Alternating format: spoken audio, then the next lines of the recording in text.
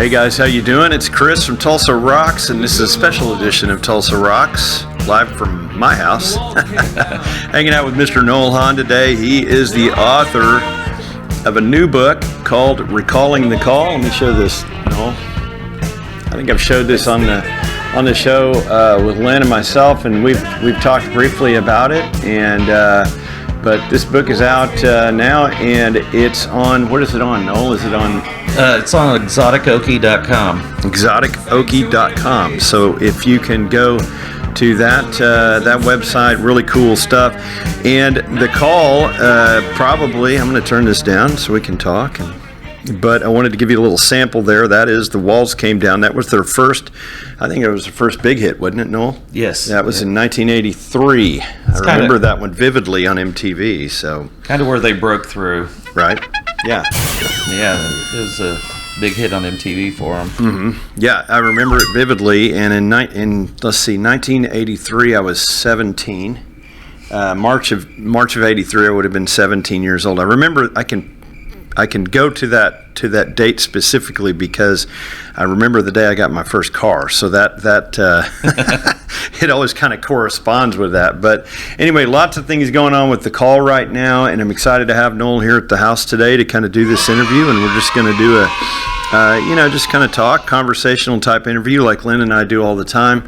And guys, if you haven't had a chance to listen to, or maybe you're not old enough to remember the call, you might go check them out. And the reason for that, especially as Okies, is that there are three members of the call that are being recognized by the Oklahoma Music Hall of Fame, the one that's in Muskogee, in case you're not familiar with it, but there is one.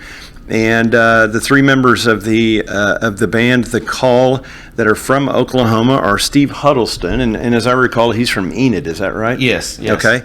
And then Michael Bean, the lead singer.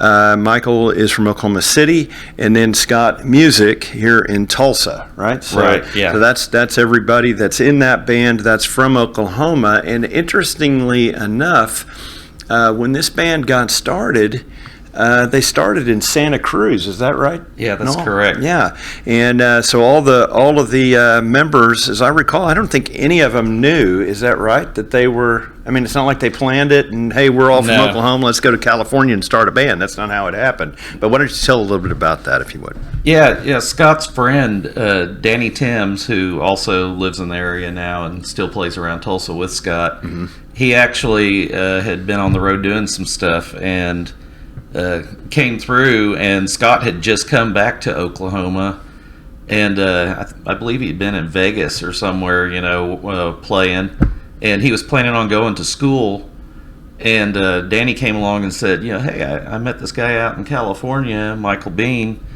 and I think maybe you should get in touch with him. He's a talented vocalist, bass player, mm-hmm. and so Scott ended up kind of scrapping his plans of going to school and went out to California and met Michael. And Michael and Scott and Danny ended up playing for quite some time in Danny's garage, learning a bunch of band songs. Right. And that was kind of the beginning of what grew into the call eventually. Yeah, really cool. And we talked earlier. We've kind of done some talking, you and I, a lot of stuff. And I made some notes because I want to remember a lot of this stuff. There's some details that are pretty cool. And if you nerd out on stuff like this, like I do, and obviously Knoel does, right. He's written this big thick book about it. So, but they had a couple of incarnations of the band prior to the call coming together, and they started, in the late 70s, I guess is what we talked about, right? Why don't you talk about that? Oh yeah, they the members, as we know it, started coming together in around 77 or 78, and the core of the band is Michael Bean, Scott Music, and Tom Ferrier, mm-hmm. Who's the guitar player from Santa Cruz. And from there, they met some other guys, and Greg Freeman ended up joining them on bass. Mm-hmm. And a little bit later on, Steve Huddleston, who already knew Scott, came out there and ended up eventually playing keyboard for him for a couple of years. All right. But yeah, they were airtight in the late 70s. And then somewhere around 1980, they became Motion Pictures. And then they found out that there was another band that already had a record deal named Motion Pictures. Oh, wow. And they were like, what are we going to call ourselves? We got to change the name, huh? And they had all kinds of oddball suggestions, which there's a list of them in the book. Right. And somehow they settled on the Call, and it just, the name fit. It was the perfect choice for this band. It's a cool name. I like it. You know, that was the time, you know, you think about it, there were a lot of bands, the Cars, the Police, know, a lot of, there are different types of bands that, you know, they all had that really cool, it was a one word, but it was really, you know, kind of explained them. And so really cool stuff. I'm excited about this event, and they're being inducted August 28th. Is that right? Yeah, August 28th. August 28th, and the venue is going to be Maggie's Music Box in Jinx on Main Street. If you've not been, it's a super cool venue. We're really excited about that, and so that'll be a lot of fun. Knoel, I know that we've talked about some of the influences or the people that were surrounding the Call, people that influenced the Call, and vice versa. I think the Call had some major influences from other people as well. Michael Bean, well known for his lyrics and songwriting ability. Yeah. And, you know, the band was just able to lay down, I think, just based on what I listen to and what I hear, because I really immersed myself in the music.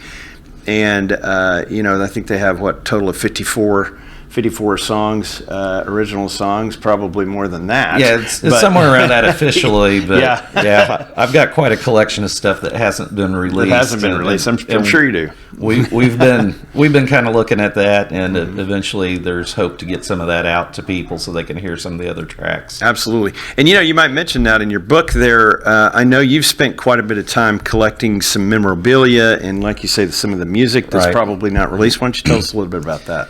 Oh yeah, whenever this started, you know, I've been kicking around the idea of doing the book for the last 5 years or so. And, you know, I've known Scott for 14 years, been a fan of the band since the early 80s. And so when I started getting the idea of somebody needs to do a book, and it looks like that somebody maybe should be me, right?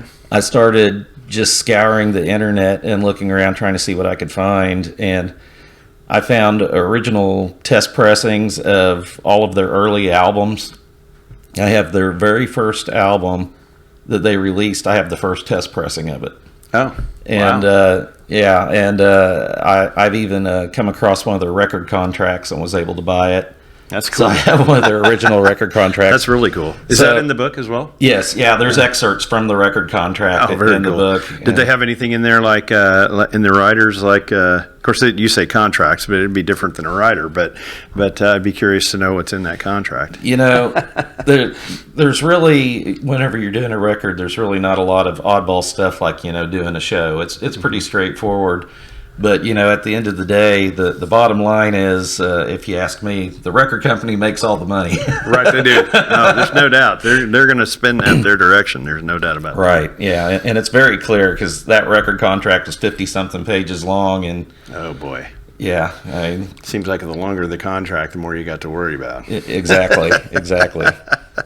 Yeah, so lots of big things going on here locally with the Call. I think some of it's under the radar at this point because it's been kind of, you know, been keeping it under wraps. I know some of the band members have, you know, here locally we've got Scott, and he's working towards getting all of this stuff put together with you. Right. And so we're excited about that. I'm excited about the induction on August 28th. And there'll be, I know that Maggie's Music Box is going to be having some tickets on sale soon. We should be seeing that pretty soon, right? Yeah. I talked to Kevin, and the tickets should be available for the first event any day now. Okay. You know, we'll hopefully have a link online here in the next day or two. Right. So today is what? Today is the So today is the 20th, Tuesday the 20th, right? So a couple of days, maybe Thursday, Friday of this week, 22nd, 21st, 22nd, 23rd. So be looking for those tickets to come available. And once they do, it'll be a really neat show. You'll need to get in early because this will be a really cool show. And we've got some members, I say we, you have some members of the band coming out from California.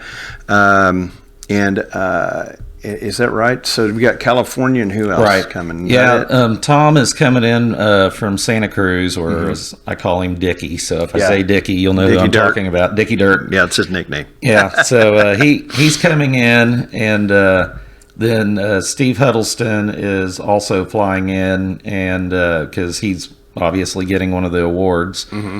And then the other guys, we did have them coming in, but there was some scheduling conflicts, which resulted in us splitting the event, and there'll be more information coming soon. Yeah, I'm excited about that too. So both events, there will be 2 events at least, and this is just the start, I'm guessing, right? That's the hope. Yeah. I mean, I think after all these years, I think the guys, Michael passed away in 2010. Mm-hmm. And obviously, for some time, there was some hesitancy to do anything. And then in 2013, they got together with Michael's son, Robert, and did the tribute show at the Troubadour and released the album. And to an extent, I think they kind of looked at that as, some closure. But then 4 years later, in 2017 in New Orleans, they decided to do a show.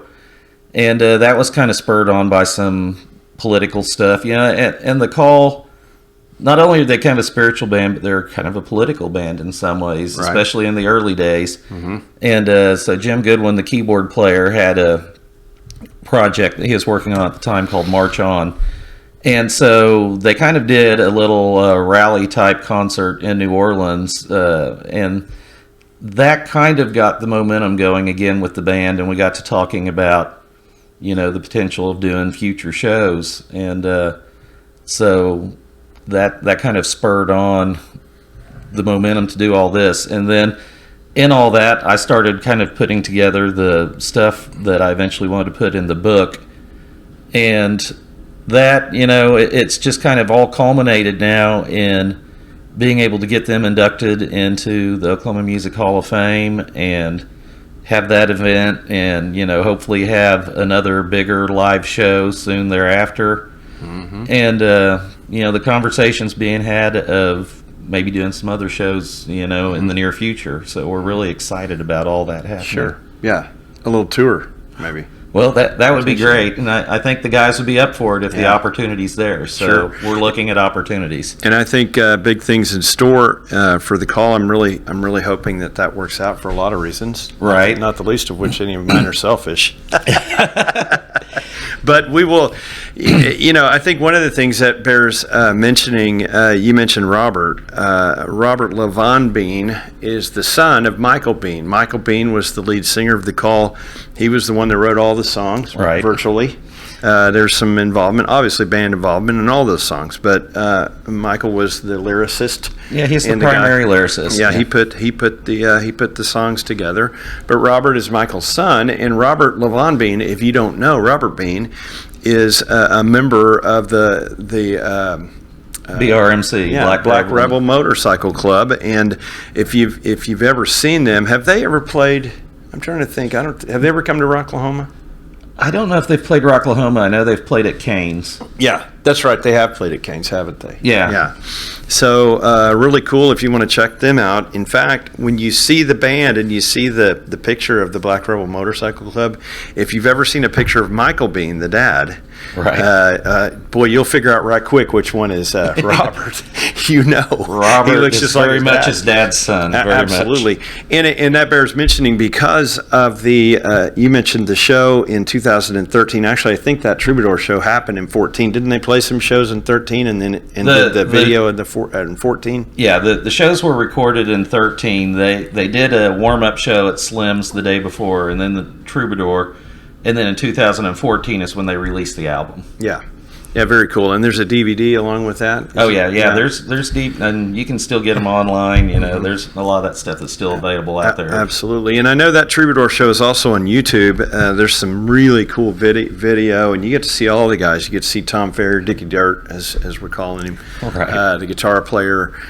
He's a cool cat, and I'm anxious to get to meet him and the other guys in the band, and looking forward to that event on August the 28th. And so we've covered, we've covered Robert, we've covered Michael. Guys, Michael, and I think this is an interesting thing, I just thought about it. When the call had, I guess, when he was touring with Black Rebel, and this is Yes. the thing, so Michael, the dad, went out on tour with Black Rebel Motorcycle Club, and this was in, 2008, 9, 10, kind of along those lines? Yeah, he was on the road with them, and he was kind of, helping them with sound, kind of, somewhat road managing, he was kind of just along helping his son out, Sure. I mean, Michael had done it, and now he wanted to be able to assist his son and help him be successful. Well, and that's really cool to get to do that and get to experience that with your kids. So, lots of cool stuff there. But so they're on tour. This is in 2010. Yeah, and, in August. Yeah, in August, you say? Yeah. Yeah, and Black Rebel. And why don't you kind of fill in the hole there, because I'm kind of leading you into that to discuss how Michael passed, and this is really a crazy story. But go ahead. Well, there's a lot of the details that I don't really know, because it's kind of one of those things I don't ask too many questions like that. But, yeah, it's a respect thing. My understanding of it is he was backstage. They were performing in Belgium, and at a festival, and the story that I've been told is basically he had a heart attack, and they were just unable to revive him, and he was 60 years old, and it happened at that festival, at that show. Yeah. And it was just, I mean, I can only imagine. I couldn't even, I can't even put that together in my head. I couldn't imagine being Robert and walking off to realize that your dad had died backstage during your show. And the unfortunate thing about that is, I mean, there was no solid plans in place or anything, but I had been talking to Scott at the time, and Scott had kind of been talking to Michael, and there was some conversation of them, regrouping maybe and doing some shows or doing something new. Yeah. And I mean, it's in the early stages, but they've been talking about some of that, and he just passed way too soon. Yeah. Yeah, so that new material, all of that never materialized. That's a shame, and certainly, it's a tough deal. Guy was a musical genius, and an incredible lyricist, and well respected by a lot of people. We talked earlier about some of the influences. The Call had toured with Peter Gabriel. Oh, right? yeah. And U2 at one. Did they tour with U2, or did they just know U2? They knew primarily Bono through U2 because of one of their managers, Dan Russell. Mm-hmm. Dan Russell had worked with U2 in their earlier days and knew Bono. And, eventually that resulted in them bringing Bono in, singing backing vocals on one of their songs. I see. And, but yeah, there was several of those guys. Yeah, I mean, they were really close with the guys in Simple Minds and Jim Kerr. And whenever I interviewed Jim for the book, I mean, he was so nice, so gracious, made it so clear that he absolutely loves those guys, has nothing but respect for them still. Mm-hmm. And I mean, Jim even mentioned the fact that he always felt like that Simple Minds should have been opening for the Call, not the Call opening for Simple Minds on their tour. Yeah, that's kind of crazy. Yeah. So lots of really cool connections and influences going both directions there. we had talked about the Simple Minds earlier, and Simple Minds, really cool band, one that I remember really well because the year I graduated high school, 1985, was the year that the movie Breakfast Club came out.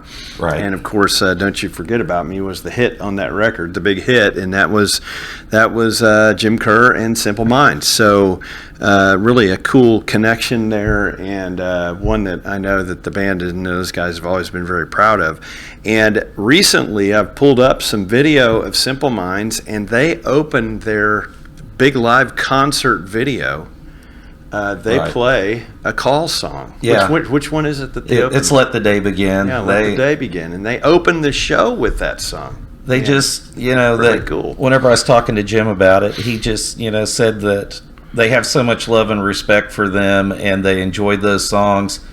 They wanted to kind of help continue on the legacy of the band. Right. And, as a result of that, whenever I was talking to Jim doing the interview, he also told me that they have recorded The Walls Came Down and that it's slated to be released on their new album. Wow. So we haven't heard it yet. They're supposed to get us a copy so the guys can check it out. But that is cool. It's in final really mixing. Cool. So as far as I know, don't quote me just yet. But as far as I know, there's supposed to be another call song on their upcoming album. So. Wow, that's crazy. Yeah, that's really cool. And they've got a bunch of hits, guys. They're one of those bands that you don't realize the songs, the hits, right, until you hear them. How many times have you gone to a concert, Knoel, and you go to see somebody and think, oh yeah, okay, I'm going to go to this show just for the sake of going to the show to say that I did, right? I can't tell you how many times I've done that. And then I get there, and for 2 solid hours, or an hour and a half, they'll play nothing but songs. I'm like, oh my God. Right, exactly. Wow, I forgot about that one, and then they hit. I'm always pleasantly surprised whenever that happens. Yeah, I love that. Yeah, you do that, and you just, amazing stuff. So, really looking forward to that show on the 28th. If anybody wants to come check out The Call, please do. If you see Scott Music out and about, Scott is and was the drummer during the 80s and 90s and 2000s, and ever since. He's always been the drummer for The Call. There's never been another one.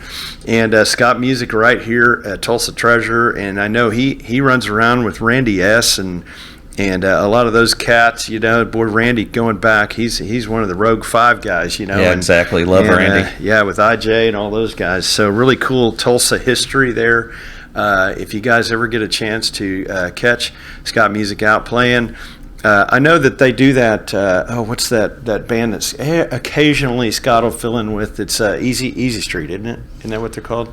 Yeah, I think he plays with them some, and I know he's been playing with James Grove. And he sits in and plays with a lot of people around. So, he just likes to play. I mean, he's a musician. He's a drummer. He's got to do something. And he gets a call. He gets a phone call. Hey, we need a drummer. You want to come play? It's like, yeah, sure. So that's how that goes. But guys, if you're curious, I'm just gonna give you a little rundown here. So songs you will remember. I Still Believe. I Still Believe was the song that was in the movie Lost Boys. The Lost Boys with Kiefer Sutherland.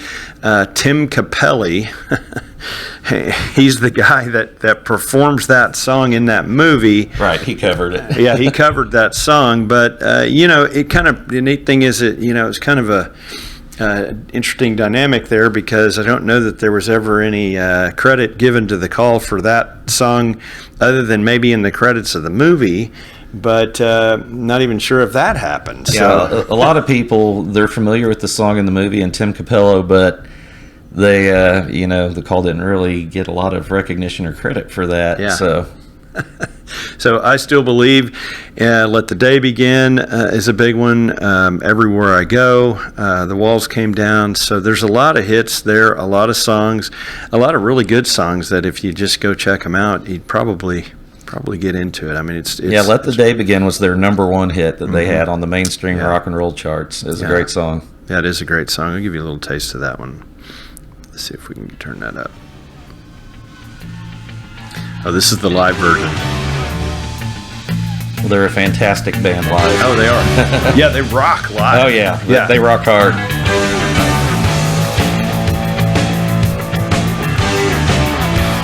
love this. Is that Michael on bass in this? Oh yeah, it's Michael's bass playing. Oh, He's phenomenal. Here's to the babies in a brand new world. Here's to the beauty of the stars. Here's to the travelers on the open road. Here's to the dreamers in the bars. Yeah. So there you go. That's Let the Day Begin. I think a lot of people probably remember that one, and hopefully you do. And here is Everywhere I Go. I think this is one that a lot of folks will remember as well. This was on Reconciled, right? Yes, yeah, their fourth album. The fourth album, Reconciled. The song is called Everywhere I Go.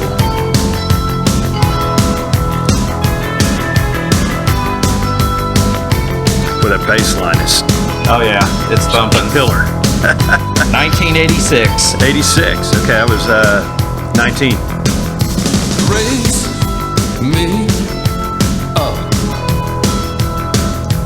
Keep that promise that you made. Wake. So there you go. That's a little taste of Everywhere I Go. I probably could have run it to the chorus, but yeah. So just lots of great music, and of course we opened with The Walls Came Down. If you don't remember that one, you've been hiding under a rock. And then of course I Still Believe is probably. This was the let's see, Let the Day Begin. Which one was the number one? It was Let the Day Begin. Let the Day Begin was their number one hit. That was the number one hit. But I Still Believe and Everywhere I Go and The Walls, they all charted. They did well. Yeah. I mean, a lot of them, hit somewhere between number 20 and 30 on the charts, Yeah. and If you don't know this song, you've been under a stinking rock. exactly. Boy, he was a passionate guy. This is a live version. I've been in a cave for 40 days. Only a spark to light my way. I wanna give out, Good stuff. wanna give in. This is a crime, this is our sin, but I still believe. Yeah, that was the song that was in Lost Boys. Yeah. And so that, yeah, but I mean, it's just kind of song after song. There, you can go through them and hits and songs that were that charted, and lots of things, and probably some involvement. Did they have any involvement with any other bands in writing assists or things like that? Did Michael ever work with anybody else on lyrics or things like that? Well, Michael had worked with Bruce Cockburn and Mark Hurd, but I don't think he ever worked with them in the capacity of writing any lyrics or anything. He would do backing vocals, he would do bass playing, he would do stuff like that, but primarily, he just kind of reached in and pulled out, what he was feeling at the time, and he had a couple of solo albums. But even the solo albums, the guys from The Call were involved, to a large extent, and because the music was a little bit different style and everything, they made it Right. solo efforts. But you can always tell a Michael Bean song, in my opinion, because you can just the passion in the lyrics and the way it's written. I mean, to me, I just know. Well, you had told me a story a while back about.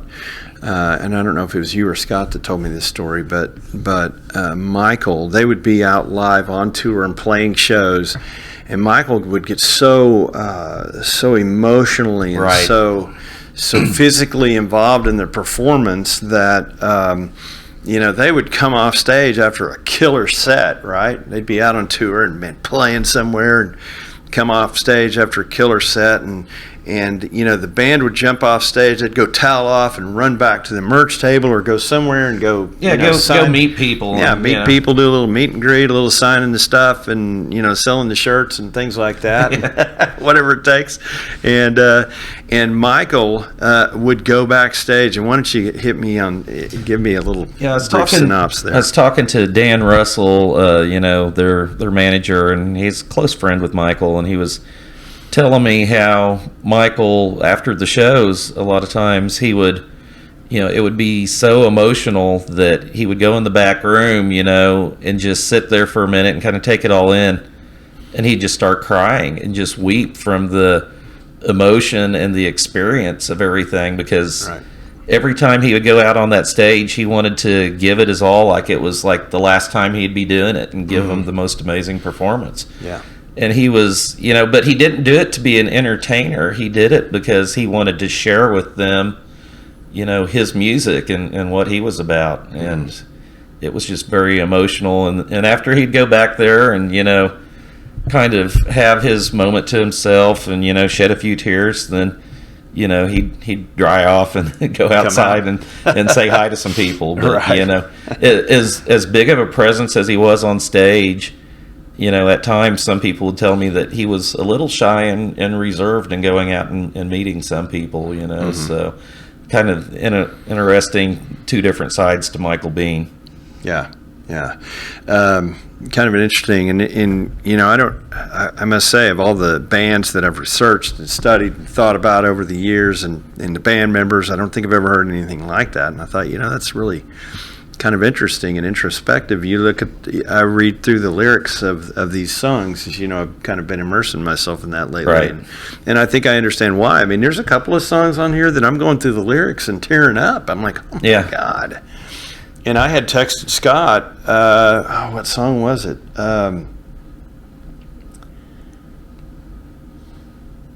There's a song in here that I've got to tell you I'm struggling working through, because I have a hard time not thinking of internalizing what I'm saying when I'm reading through the lyrics, right?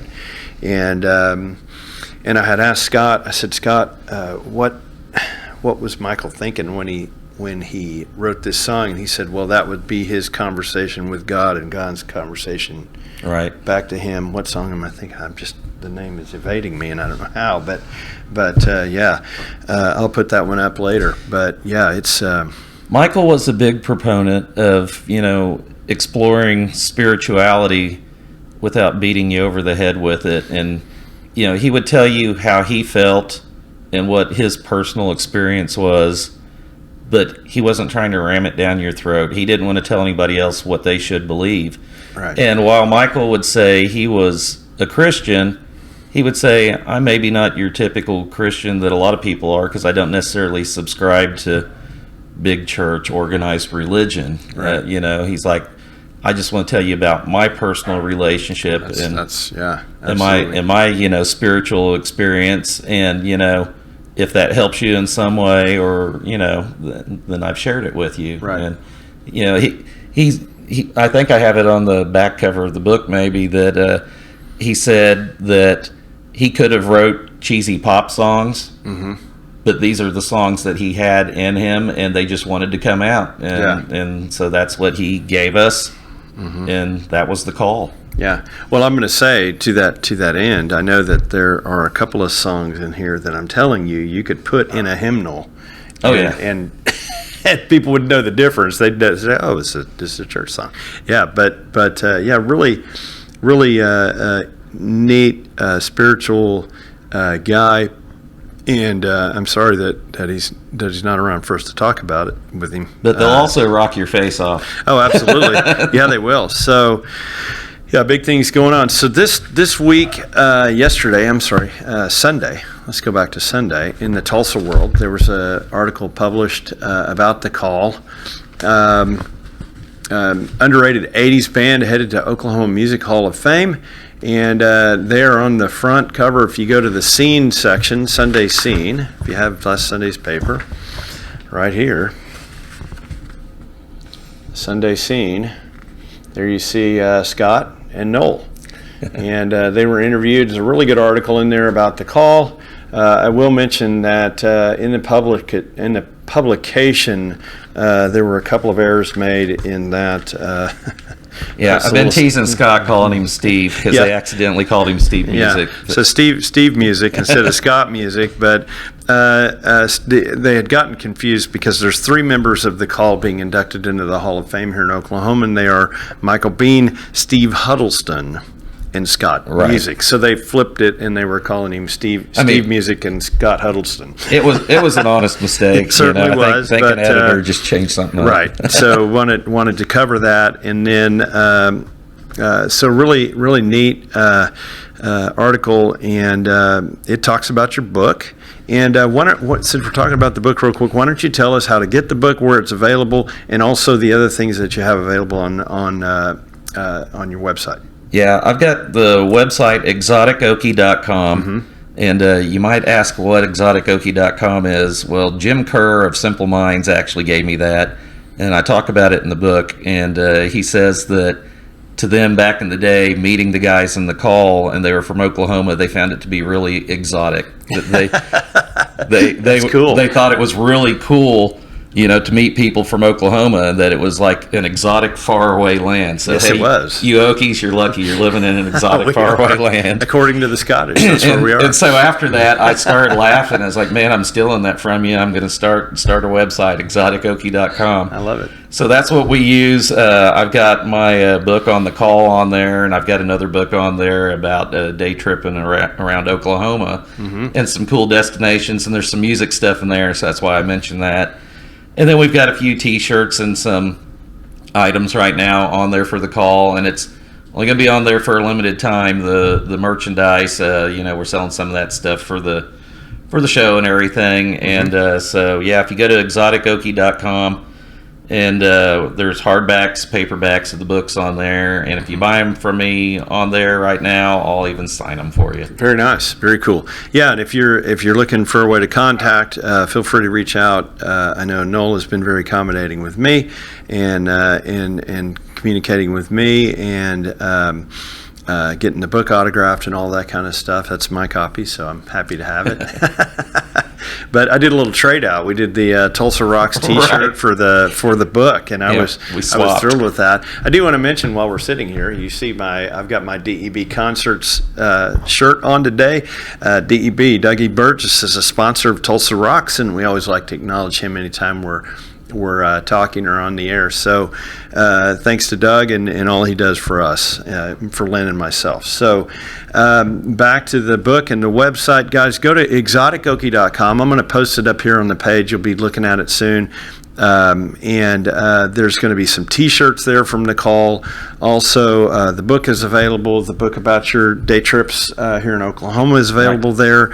And of course, if you want that stuff signed, he lives locally. We can, I can help you get in touch. If you want to reach out to Tulsa Rocks and let us know, we can do that. And I'm trying to think if we haven't covered anything. Knoel, is there something that we've missed, or have we got it all? Man, I think we've pretty much covered everything. Yeah. I just appreciate the opportunity doing this. And I do want to mention, in case people don't know, that you are going to be singing with the call at the Hall of Fame performance, because, obviously they need a talented vocalist to try to attempt to fill Michael's shoes, which is a tall order. Nobody can replace Michael, but... I am very humbled and honored by that, and I don't take it lightly. I think you know that. I'm very excited, and I mentioned earlier that I've been immersing myself in the music, and that's why. So you will be seeing me perform with the call and with members of the call on the 28th, and then fingers crossed. Fingers crossed we get the date solid here real soon on the big concert, and then we'll be talking about that performance. I don't know if you guys know what it's like to be withholding and holding in information that you have that you just want to share and tell everybody, but you can't, and because we want to make sure that it has to all fall into place, right? It's like when you're flying these guys in from all over the country, it gets tricky. Trust me. It's tricky, and we're praying that it's all going to come together. And then hopefully, if it comes that we get to do more shows after this, and everything works out, I'm just so excited, and I'm trying not to completely flip out. Anyway, All right, Knoel, I want to thank you for coming on with us today. Yeah, thanks, Chris. And we'll talk some more. We're going to be talking a lot, I think, in the future. You and I have a lot to talk about. Oh, yeah, most definitely. Yeah, we'll be spending some time together. Look forward to the show on August the 28th. Come to Maggie's Music Box. That will be the Hall of Fame induction ceremony, inducting the 3 Oklahoma members of the Call into the Oklahoma Music Hall of Fame in Muskogee, Oklahoma. August 28th, Maggie's Music Box. Look for ticket information on where we're going to have that. Did Kevin say where that's going to be? I'm sure it'll be at the very least on Maggie's Facebook page, but we'll be sharing it everywhere once that happens. Once those tickets hit, we'll be posting the website to go to for that, and then hopefully some shows following that. There's been some discussion about a date following this, so I'm not going to disclose that just yet. But officially, what we're doing with this is, we're having members of the Call play, after the Hall of Fame thing. Right. And you'll be singing with them doing that. And then officially Scott's band Airtight, who he got the name from the Call's earlier incarnation, Airtight is going to be playing after that evening with members of the Call, and there will be some Call songs played, and it'll be a great evening and a great event. Right. Yes. All right. Well, we're going to wrap it up because my dog says we're going to. Right. She's giving me some cues every when now the dog and then. Speaks. She's out there. She's letting me know about it. Thank you, guys. Appreciate you all, Tulsa Rocks, and thank you, Knoel, for coming on. Yeah. We'll see you guys later. Take it easy.